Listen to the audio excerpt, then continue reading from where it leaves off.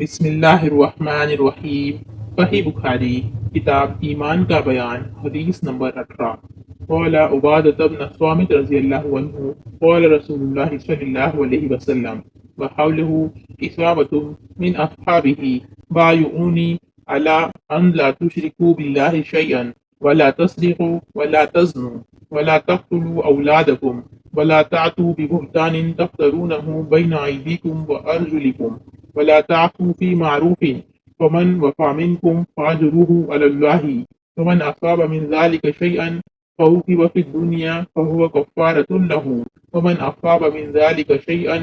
ثم ستره الله فهو إلى الله إن شاء عفى عنه وإن شاء عاقبه فبايعناه على ذلك۔ ترجمہ۔ عبادہ بن صامت رضی اللہ عنہ فرماتے ہیں کہ رسول اللہ صلی اللہ علیہ وسلم نے اس وقت جب آپ کے گرد صحابہ کی ایک جماعت بیٹھی ہوئی تھی فرمایا کہ مجھ سے بیعت کرو اس بات پر کہ اللہ کے ساتھ کسی کو شریک نہ کرو گے، چوری نہ کرو گے، زنا نہ کرو گے، اپنی اولاد کو قتل نہ کرو گے اور نہ عمدن کسی پر کوئی ناحق بہتان باندھو گے اور کسی بھی اچھی بات میں اللہ کی نافرمانی نہ کرو گے۔ جو کوئی تم میں اس عہد کو پورا کرے گا تو اس کا ثواب اللہ کے ذمے ہے، اور جو کوئی ان بری باتوں میں سے کسی کا ارتکاب کرے اور اسے دنیا میں اسلامی قانون کے تحت سزا دے دی گئی تو یہ سزا اس کے گناہوں کے لیے بدلہ ہو جائے گی،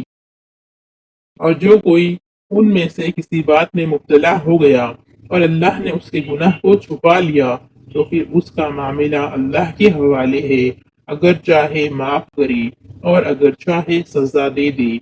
عبادہ کہتے ہیں کہ پھر ہم سب نے ان سب باتوں پر آپ صلی اللہ علیہ وسلم سے بیعت کر لی۔ Translation narrated Ubadah bin As-Samit Allah's Apostle sallallahu alayhi wasallam said, while a group of his companions were around him, swear allegiance to me for, first, not to join anything in worship along with Allah; second, not to steal; third, not to commit illegal sexual intercourse; fourth, not to kill your children; fifth, not to accuse an innocent person, to spread such an accusation among people; sixth, not to be disobedient when ordered to do good deeds. The Prophet ﷺ added, whoever among you fulfills his pledge will be rewarded by Allah, and whoever indulges in any one of them accepts the